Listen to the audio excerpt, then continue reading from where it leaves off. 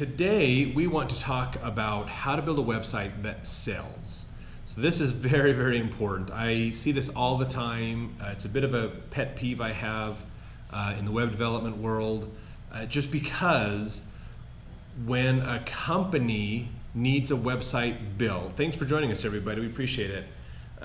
When a company needs a website built, they oftentimes don't realize that there is a huge difference between having a website and having a site that actually can help grow your business and help generate sales.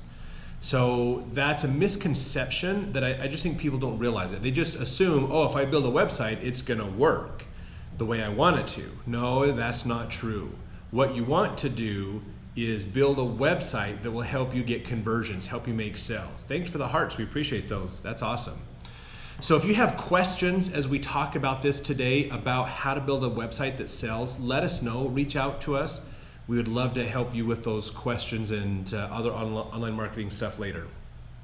So important point I want to make right here at the beginning is this is not a tutorial to teach you the fundamentals or basics of how to go through building a page yourself or what to do to make it set up the way you want it to be set up.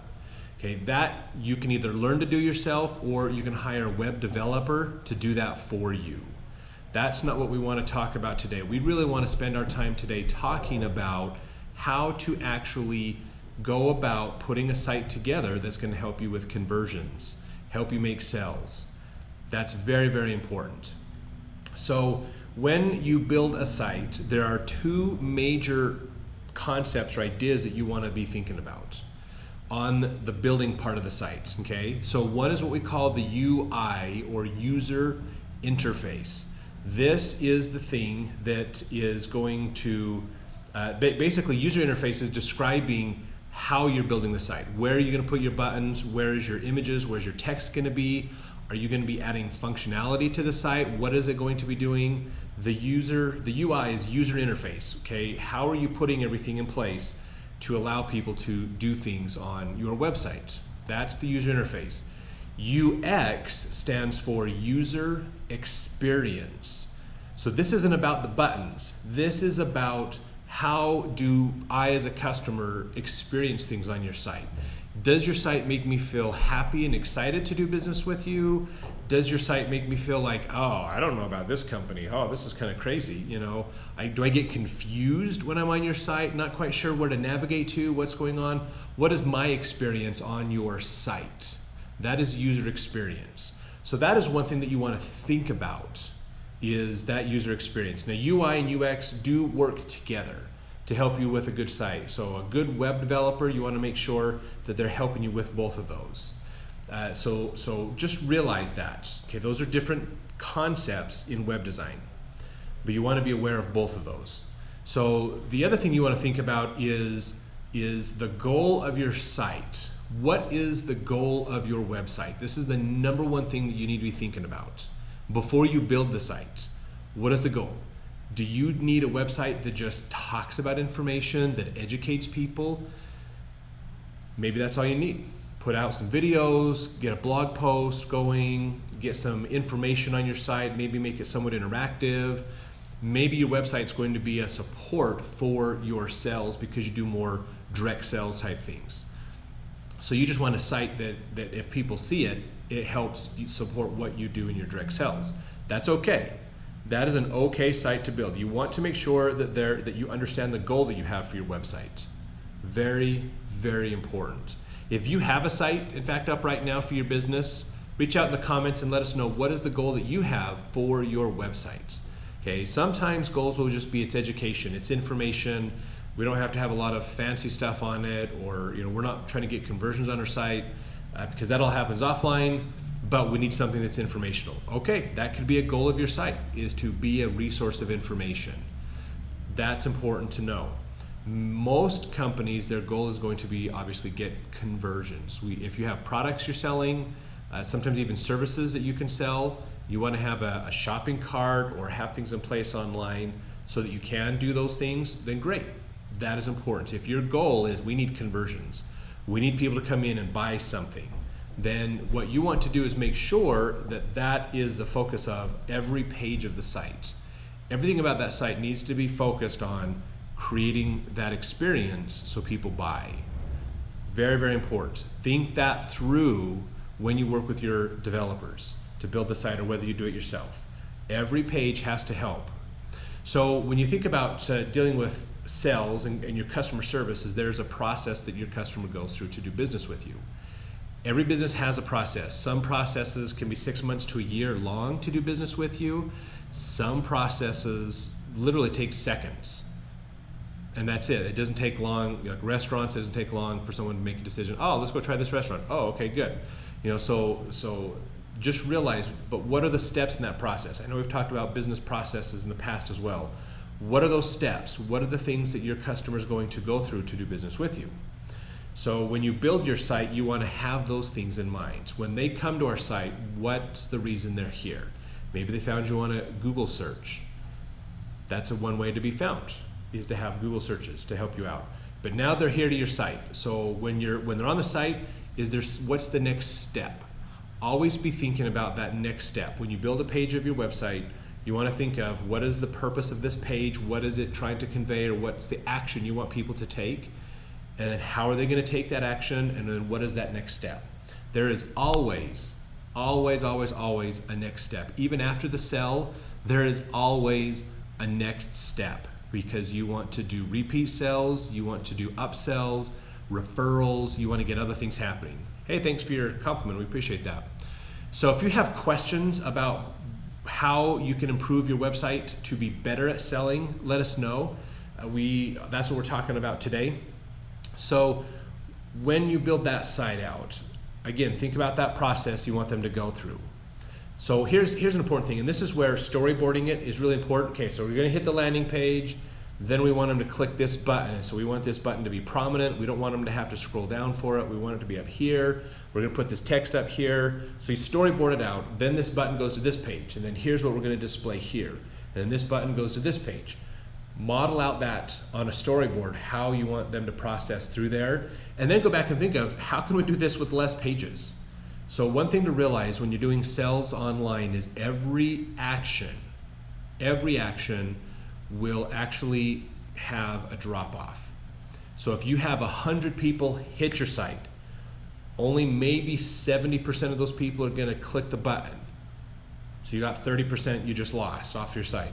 70% of the people that click that button to go to the next page are gonna click the button to go to the next page after that. So now you lost another 30%. So if that's the numbers, the ratios are sometimes different depending upon types of products or industries that you're in, but realize that every time there's a click, there's a drop off. You're gonna lose a percentage of the people. So you want to think through, how can we get them from hitting our site to purchasing in as few steps, but still make it very effective. Because just putting a purchase button on your site doesn't guarantee they're gonna buy. Oh, I'm just gonna put a purchase button on my site and not have to worry about these other pages, they'll just come buy it. Well, sometimes you may have some education you've gotta do. Maybe they need to see a variety of stuff before they get to that buy button. So there's gonna be a really good way, there's a really good flow that you're gonna find. Some of this is trial and error. Very important, trial and error. So if you think that you're going to a web developer to build a website once and nothing else, you're gonna be in trouble.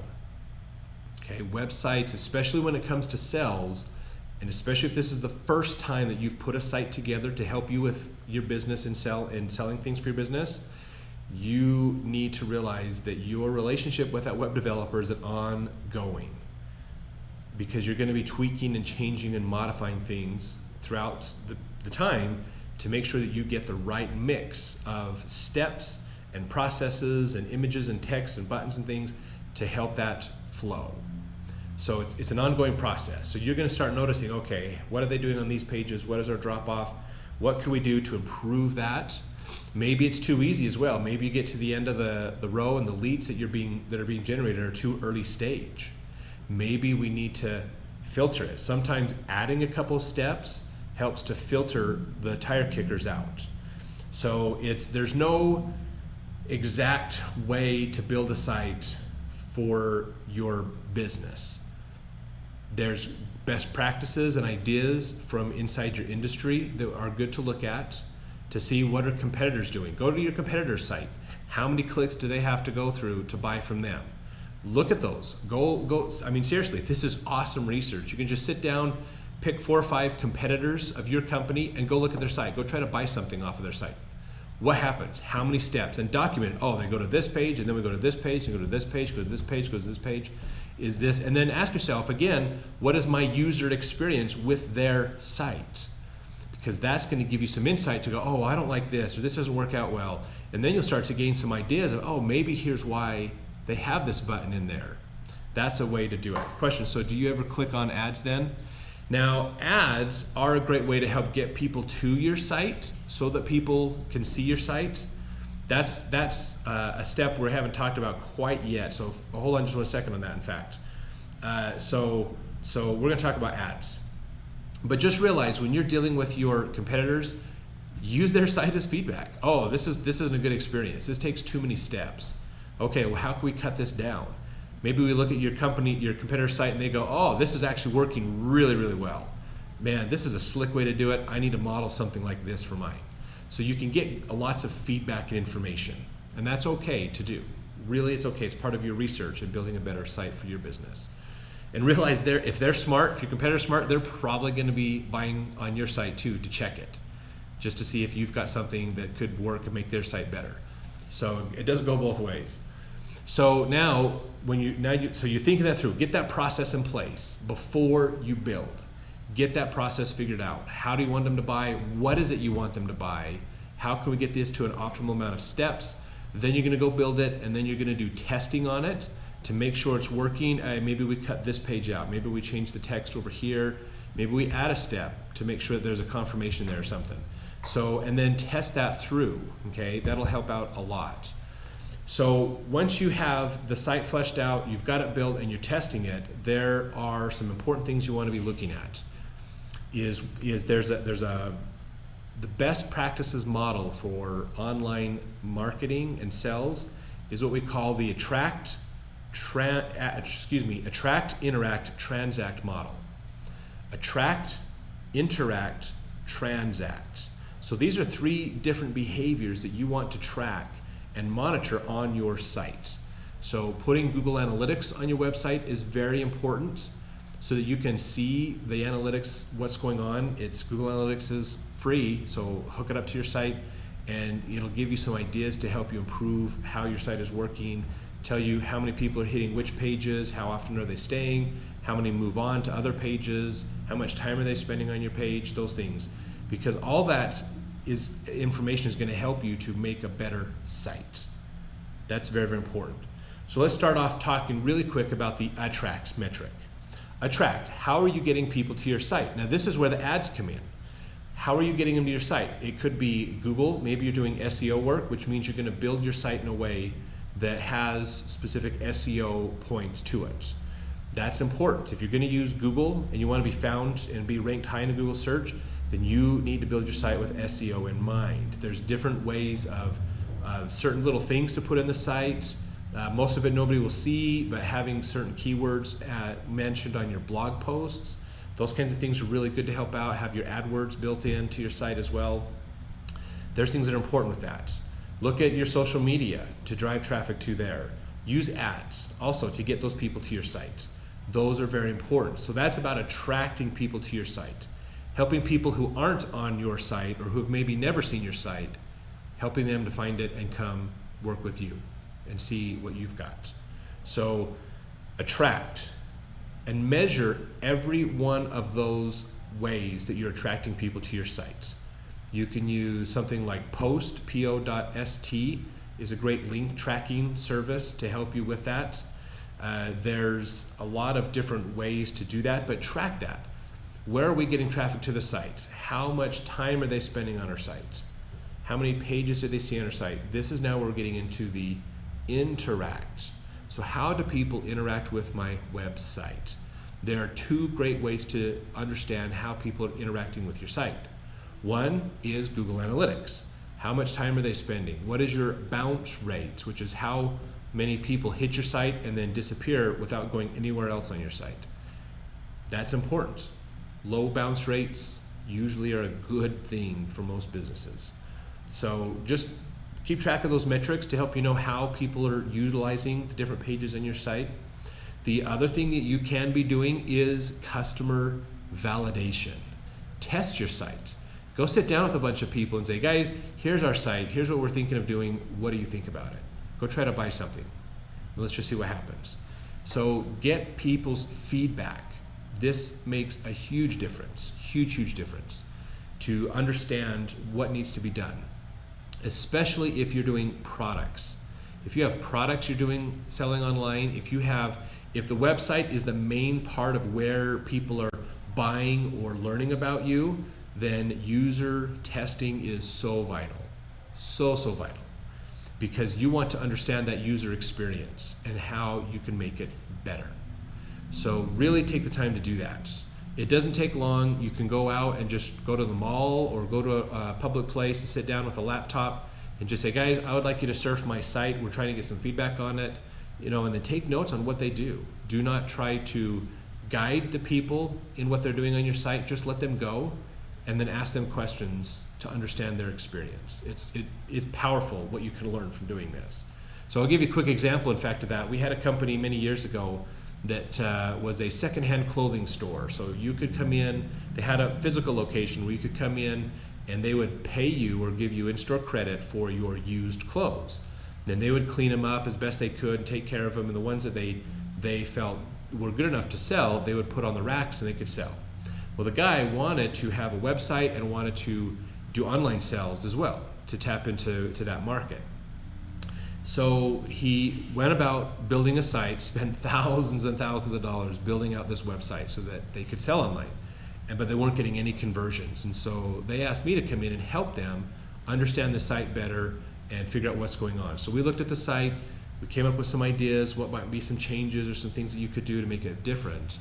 And I told him, I said, what you need to do is get a bunch of people in here. It's usually mothers that are coming in with their teenage daughters to look at the clothing in your store.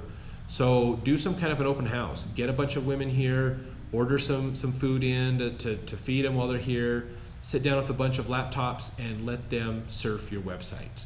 And then ask them questions and get feedback of what do they like, what do they not like about our site.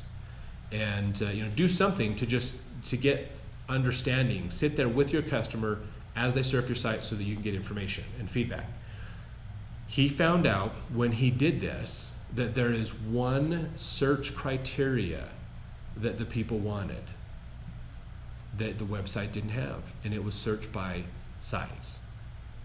That was it. You could search by type of clothing, you could search by colors, you could search by designer, brands. There's had all these criteria to search with, but you couldn't search by size. The ladies just said, I just want to go in and go, I'm looking for this size. What is everything you have that fits this size? That's all they wanted to search for. And he learned this, which is very important for him. Unfortunately, the system, the software he purchased to build the site on doesn't allow for that feature. So he unfortunately had to completely scrap his entire site and spend thousands and thousands of dollars again rebuilding the site so that he could make it friendlier for his customers and start considering getting more online sales. So the sooner that you do this before dumping a ton of money into it, the better. Honestly, the better. So be testing, be trying these things out. Those are very, very important things to help you out with that. Thanks for the hearts, we appreciate it. So the interact is, again, it's about how much time are they on your site and how many pages of your site are they looking at. So be tracking and measuring those things, and then always think about, well, why are they hitting this page and disappearing? What is about this page that's stopping them in their process? And maybe you'll go look at that page and realize, oh, the button's not appearing to go to the next page. Well, no wonder they're dropping off. So now we can go in and we can figure that out, how to get them to the next step. So we had a client that we worked with on their website. They had built the site themselves, and they were surprised that they weren't getting any sales. We could track all the traffic. We had all this attract, Lots of people coming to their site. We hooked up the Google Analytics. We could see things happening on their site.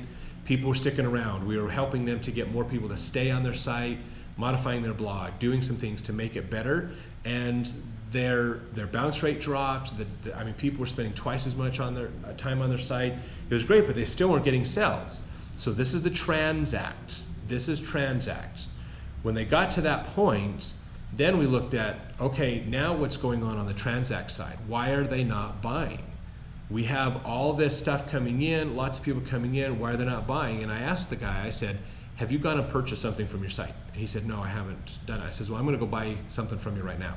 So I'm on the phone with him while I'm walking through the steps of their site. And we discovered when I tried to buy something, that when you hit the buy now button, instead of going to the screen where it should give you that option to type in your credit card number, it cycles me back to the product page.